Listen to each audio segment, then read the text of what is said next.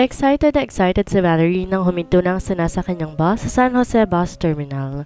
Sa wakas, muli na naman siyang nakauwi sa kanilang probinsya. Namiss na niya ang kanyang pamilya at ang kanilang simpleng pamumuhay dito. Ngunit sa kabilang dako naman nakaramdam siya ng konting lungkot dahil nung huli niyang pag-uwi na nakarang taon kasama niya si Amir. Pero ngayon mag-isa na lamang siya.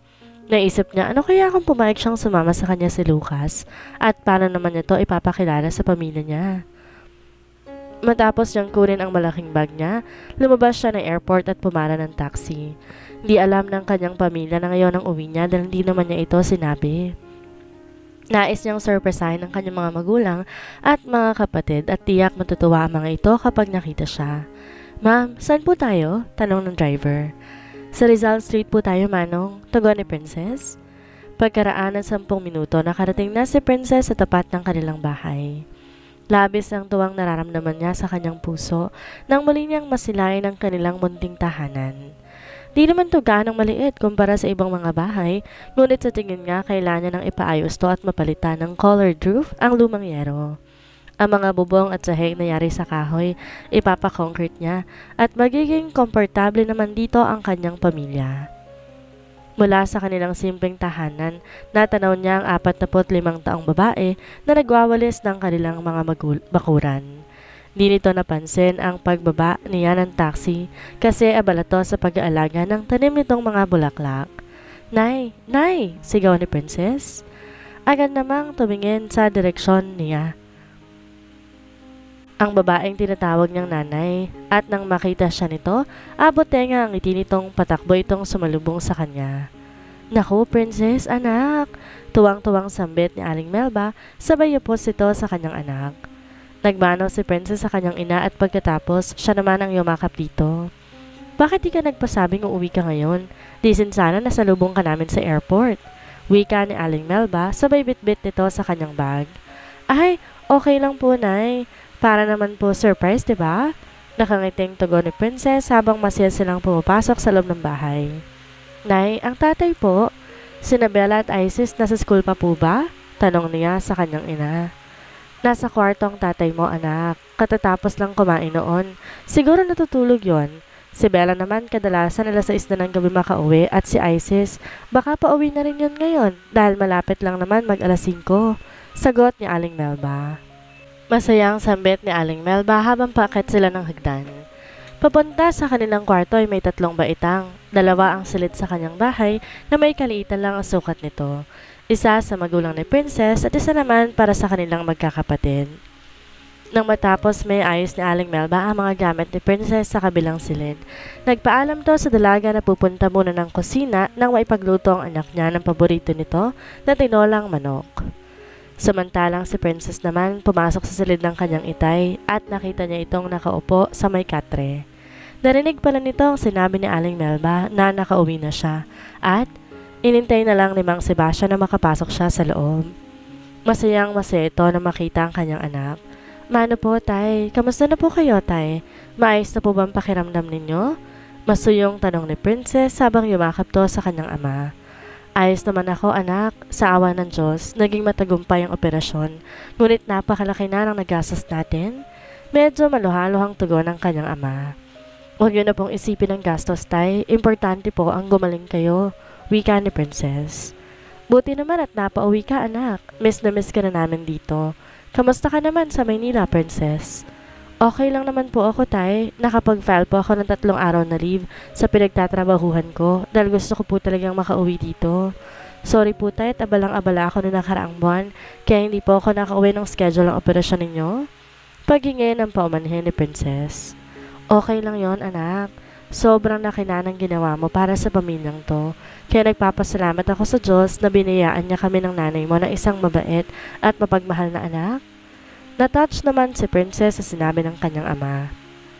Niyakap niya itong muli dahil sobrang mahal niya talaga ito. Mahal na mahal niya ang kanyang pamilya kaya para sa kanila, nakanda siyang tapusin ang kontrata niya kay Lucas. Medyo pumayat ka yata, Princess. Pinoproblema mo ba ang kalagayan ko? Pasensya na, anak, ha?" Biglang sumeryoso ang mukha ni Mang Sebastian. "Hindi ko naman po pinoproblema, tay. Nagpapaslim lang po ako." Nakangiting sagot ni Princess. Natatawa si Mang Sebastian sa sinabi ng kanyang anak, kahit di naman siya kumbinsido na yun talaga ang tunay na dahilan kung bakit pumayat ito. Tay, maiwan ko lang po kayo saglit ha, magbibihis lang po ako tay. Tumango lang si Mang Sebastian at ngumitito sa anak niya. Pagkaraan ng ilang sandali ay umuwi na si Isis at nang makita nito si Princess, agad nitong sinugod ng yakap ang ate niya at parang bata na naglulundag sa tuwa. Ate, salamat naman at umuwi ka. Miss na kita, ate. Tuwang-tuwang sambit ni Isis. Mahigpit din na niyakap ni Princess ang kanyang kapatid dahil namimiss din niya ito at pagkatapos, ginulo niya ang buhok nito habang nagtatawanan silang dalawa. Si Isis ang pinakamalapit sa kanya dahil malambing ito at madaldal. Hindi talaga siya naboboard pagkasama niya ito dahil lagi itong nagkukwento ng mga bagay-bagay tungkol sa eskwela, sa mga kaibigan niya, sa mga nagkakakrush sa kanya at kung ano-ano pa. Nasa grade 12 na si Isis at magtatapos na ng senior high ngayong taon. Samantalang sumunod naman sa kanya na si Bella ay nasa ikalawang taon na sa kolehiyo at kasalukuyang kumukuha ng architecture.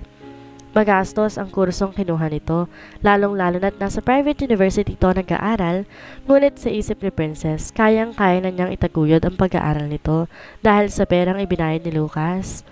Oo nga pala, may mga pasalubong ako sa inyong lahat. Pakikuha mo dun sa bag ko, Isis. Masayang wika ni Princess. Excited naman si Isis na malaman ang mga pasalubong ng kanyang ate, kaya nagmamadali itong umakyat ng kwarto at tinalungkat ang bag ng kanyang kapatid. Maya-maya bumaba ito sa sala, bit-bit ang mga damit at pares ng sapatos. May bit-bit ding iilang supot ng mga pagkain. Ate, para sa akin to, diba? Nakangiting wika ni Isis. Thank you ate ha. Dagdag pa nito sabay halik at yakap nito kay Princess. Pagkatapos, binuksan nito ang mga kakaning dala ni Princess at nagsimulang kumain. Oy, mamaya na yan Isis at baka hindi ka naganahang kumain ng hapunan yan. Saway ni Aling Melba. Tumigil si Isis at umismintito. Tawang-tawa naman si Princess sa reaksyon ng kanyang kapatid. Wala bang pasalubong para sa akin, Princess? Nakangiting tanong ni Aling Melba habang patuloy itong naghahanda ng kanilang hapunan. Dinig na dinig din naman kasi nito ang pag-uusap ng kanyang mga anak dahil maliit lang naman ang bahay nila. Aba, syempre meron po, Nay. Pwede ba namang wala? May pasalubong po ako sa inyong lahat, wika ni Princess. Natatawa siya sa ekspresyon ng mukha ng kanyang nanay dahil para tong bata na nanghihingi din ng pasalubong kahit alam naman niyang binibiro lang siya ng kanyang ina. Makaraan ng ilang minuto, nakauwi na isa pang kapatid ni Princess na si Bella at kagaya ni Isis masay din tong makita ang kanyang ate. Bella, nakangiting sambit ni Princess. Ate, salamat at nakauwi ka. Masayang tugon ni Bella at mahigpit tong yumakap sa ate niya pagkatapos nagmano ito kay Aling Melba. Umakit to saglit para magpalit ng damit at saglit na pinuntahan nito ang kanilang ama na nasa kwarto. Masayang nagkukwentuhan ng magkakapatid, ngunit gaya ng dati, si Isis ang palaging bida sa usapan. Tawa lang ng tawa sa si Princess. Hindi niya kasi alam ko anong sasabihin niya.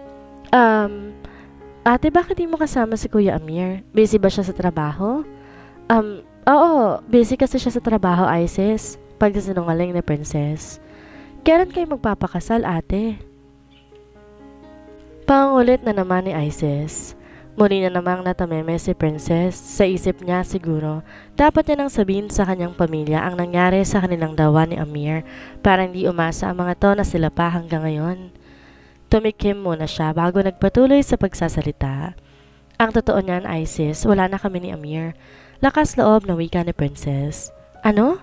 Sabay-sabay na submit ng kanyang ina at mga kapatid. Saglit na iniwan ni Aling Melba ang kanyang niluto at lumapit to sa kinupuan ng kanyang mga anak. Tumabi to kay Princess dahil gusto nitong malaman ang nangyari sa kanilang dalawa ng kanyang anak at ni Amir. Kaya pala pumapayat ka, Princess? Seryosong sambit ni Mang Sebastian habang pababa ito ng hagdan. Tay, bakit po kayo lumabas? Baka mabinat po kayo.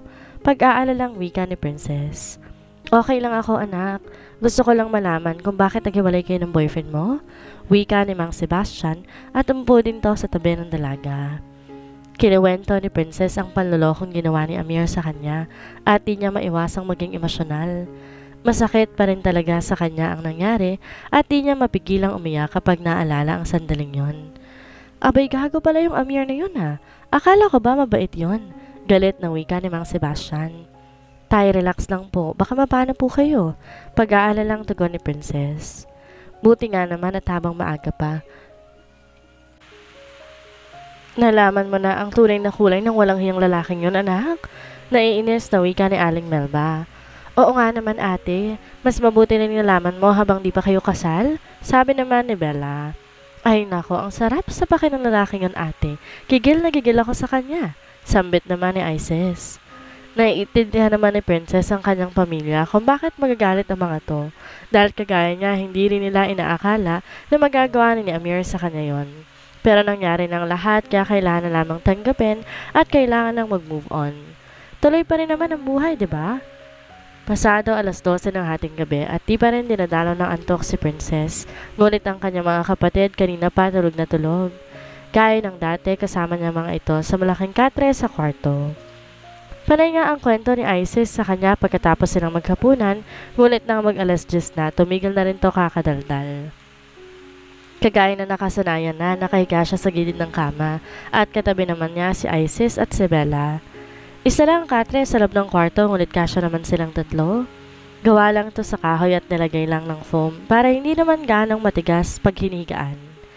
Inisip ni Princess kailangan na ring bumili ng mga bagong kagamitan sa bahay nila kagaya ng washing machine, bagong refrigerator, electric fan at TV.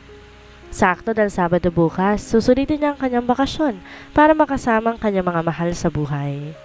Nasa ganong pag-iisip si Princess nang sumagi sa kanyang isipan ang gwapong mukha ni Lucas. Iniisip niya bakit nais itong sumama sa kanya ngunit sinabi lang niya na hindi maaaring sumama to dahil hindi pa alam ng kanyang pamilya na naghiwalay na sila ni Amir at sigurado magtataka mga ito kung may kasama siyang ibang lalaki. Kinuha niya ang kanyang cellphone sa kanyang shoulder bag. Tiningnan baka may text o tawag siya. Di kasi niya to pinansin kanina dahil masaya siyang nakikipagkwentuhan sa kanyang magulang at mga kapatid. May natanggap siyang text message ngunit ang lahat ng mga yon galing sa kaibigan niyang si Faye. Medyo nakaramdam siya ng pagkadismaya dahil akala niya nag-text si Lucas sa kanya.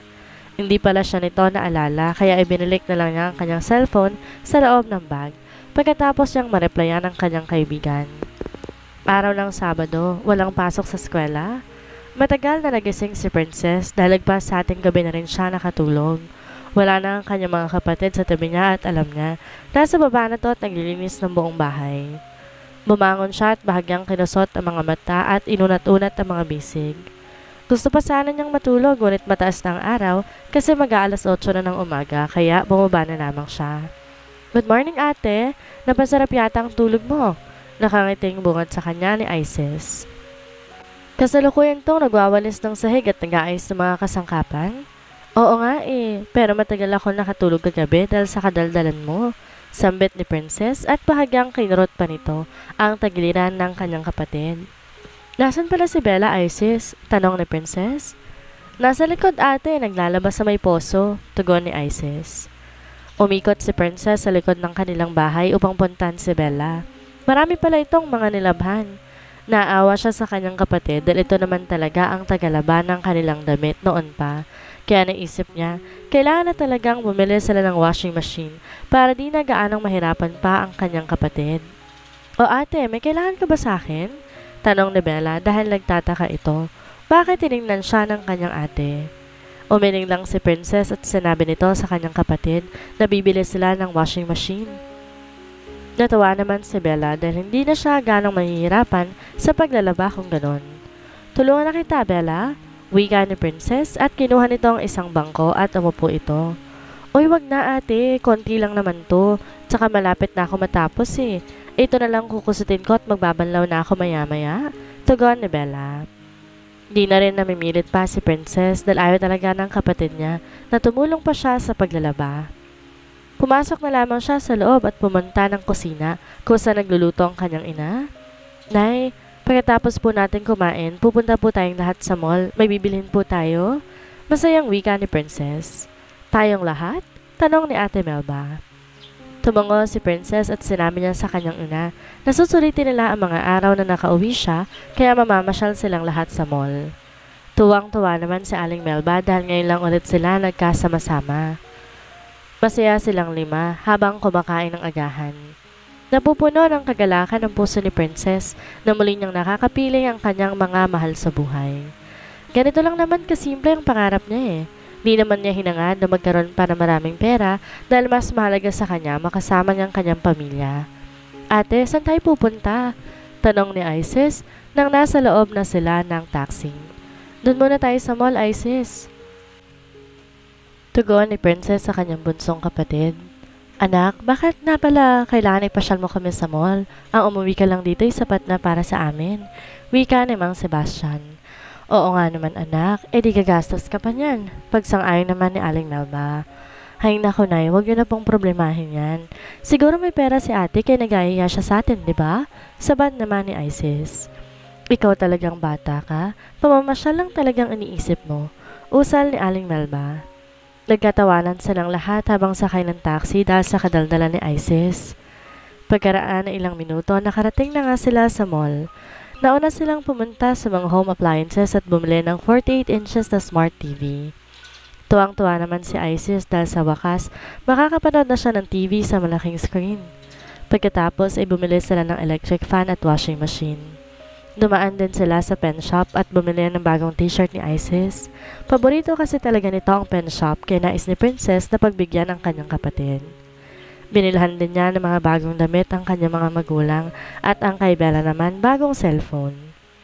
Masayang masaya si Princess dahil nabibili na rin niya ang pangailangan ng kanyang pamilya. Pagkatapos silang makabili ng mga kakailanganin nila, doon sila kumain sa Jollibee. Alam ni Princess na ito ang paborito ng kanyang mga kapatid. Anak, marami ka nang nabili. Baka maubos mo na ang pinag-ipunan mo niyan. Pag-aalalang wika ni Aling Melba. Okay lang po, Nay. Kaya nga po ako nagtatrabaho para sa inyo, di ba pa? Taguan ni Princess. Sa isip niya, hindi pa mauubos ang pera niya. May natitira pang 3 milyon na magagamit niya para sa pagpapatayo ng negosyo para sa nanay niya. Matagal na kasing gusto ng kanyang ina na magkaroon ng karinderya. Mahilig kasi itong magluto kaya inisip ni Princess, ito na ang tamang pagkakataon para matupad ng matagal na pangarap ng kanyang ina. Bukod pa rito ay may kukunin pa siyang pera bilang kabuoang bayad sa kontrata. Pagkatapos silang kumain sa Jollibee, nagaya ng umuwi ang tatay ni Princess. Gusto na raw nitong magpahinga. Naiintindihan naman niya ang kalagayan ng kanyang ama dahil galing to sa operasyon noong nakaraang buwan. Kaya hindi sila nakapunta pa sa ibang shopping malls. 2 lang kanilang napuntahan, ngunit nabili na naman nila ang kanilang mga kailangan. Pasado 2:00 na ng hapon na makauwi sila sa kanilang bahay. Agad naman nilang inayos ang mga nabili nilang kasangkapan. Samantalang si Mang Sebastian naman, pumasok na agad sa kwarto para magpahinga. Anak, maraming salamat ha. Hindi na ako mahihirapan ito sa paglalaba dahil may washing machine na tayo. Wika ng ina ni Princess habang naglalagay ng mga binili nilang pagkain sa refrigerator. Walang anuman po yun ay, pero hindi na po kayo maglalabada dahil magpapatayo na po tayo ng karinderya. Nakangiting sagot ng dalaga. Nabigla naman si Aling Melba sa kanyang narinig, ngunit sinabi naman ni Princess na nais itong pagbigyan ng kanyang ina sa pangarap nitong magkaroon ng sariling negosyo. Naku anak, maraming salamat. Maluhalohang sambit ni Aling Melba habang mahigpit ang yumakap sa kanyang anak. Walang anuman po, Nay. Ate, thank you so much ha. At nakabili na ako ng mga kakailanganin ko sa eskwela. Wika naman ni Isis sabay yakap nito sa kanyang ate. Maraming salamat ate. Hayaan mo at pagbubutihin namin ng pag-aaral para naman hindi masayang ang mga ginastos mo sa amin. Sabi naman ni Bella. You're welcome, Isis. Bella, basta maging masipag lang kayo sa pag-aaral at huwag mo na makikipag-boyfriend. Kapag nabalitaan ko na nakikipagrelasyon na kayo, agad ko kayong patitigilin sa pag-aaral, maliwanag ba? Mariing wika ni Princess. Opo ate, sabay-sabay na sagot ni na Isis at Bella. Mahigpit talaga si Princess sa kanyang mga kapatid dahil puro to mga babae. Gusto niyang makapagtapos sa mga ito ng pag-aaral para makahanap ng magandang trabaho. Isa pa, natatakot din siya na baka maranasan din ng mga kapatid niya ang maloko na isang lalaki. Matapos silang maiayos sa mga nabiling kagamitan, umakyat na silang magkakapatid sa kanilang kwarto para makapagpalit ng damit. Sumunod din naman si Aling Melba pagkaraan ng ilang sandali. Ate, mahal mo pa rin ba si Amir? Curious sa tanong ni Isis. Ano bang klaseng tanong yan, Isis? Saway naman ni Bella. Para naman niya mamahalin yun? Gago yung lalaking yun eh. Dagdag na sabi ni Bella. Hindi na muling umimik si Princess. Sa totoo lang naman, mahal pa rin niya ang dati niyang boyfriend. Hindi rin naman madaling kalimutan ang 4 na taong pinagsamahan nila. Bigla na naman siyang nakaramdam ng lungkot dahil kung sana sila pa hanggang ngayon ni Amir, kasama sana niya ito ngayon. Huwag mo nang isipin yung maluloko mong boyfriend, ate. He doesn't deserve you. Wika ni Bella. Oo nga, ate. Maghanap ka na lang ng iba. Madami para mangwapo dyan, diba? Sang-ayon naman ni Isis. Sa isip ni Princess, sana ganon lang kadaling lumimot. Sana ganon lang kadaling buksan ang puso para sa iba. Saglit siyang tumahimik, ngunit biglang nag-flash sa isipan niya ang gwapong imahe ni Lucas Mondragon, ang kanyang pekeng asawa.